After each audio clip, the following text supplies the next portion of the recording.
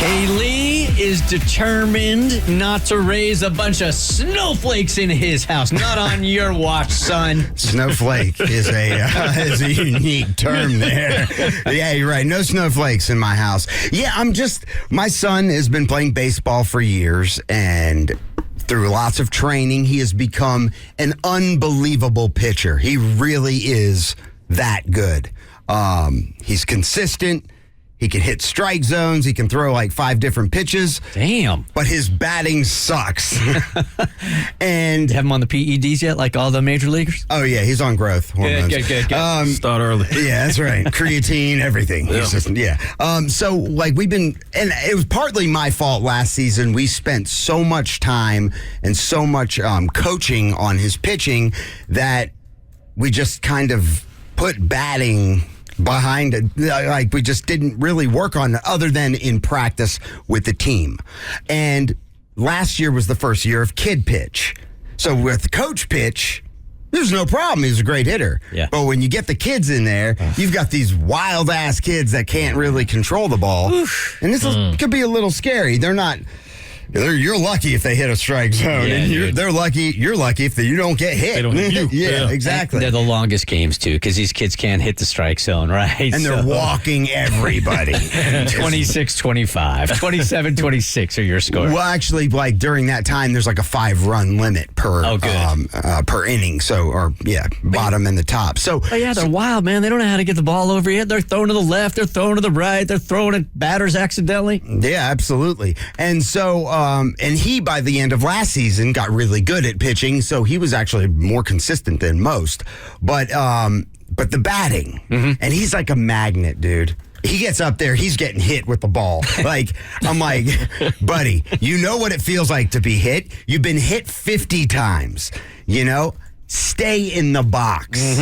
Because, like... He's doing that thing where he backs out as the pitcher's winding up. Yes, absolutely. And then either doesn't swing or swings as he's backing out. So, really, if you do touch the ball, where's it going to go? Nowhere. My kid used to do the same thing. He's like afraid of the ball? Is that what it is? Yeah, I mean, he's just afraid of getting hit, and he's like a magnet. He's just been hit so many times, and it doesn't feel good. And, some of these kids are throwing the ball at like 50, 55 miles an hour. It doesn't really feel good. And at 10 years old, I mean, you got to sort of like equate that to like somebody older also. For 10 years old, 55 mile an hour fastball, that's going to sting, man. I would imagine that's like a 15-year-old getting hit by an 80 mile per hour ball. Sting, yeah. And so we've been just working on it. But every time he gets up to bat during like a scrimmage, I'm just like, oh, here we go. It's kind of embarrassing. I'm just like, oh. Are you the dad are you yelling like no, from I the don't stand, stay in there? Well, yeah. I am. I'm probably shaking the chain link fence behind him.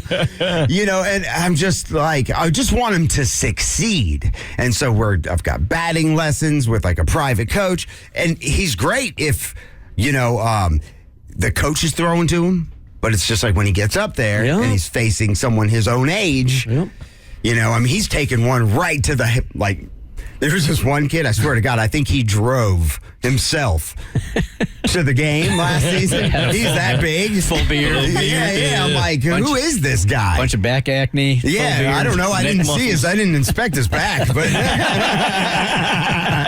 but I can only imagine.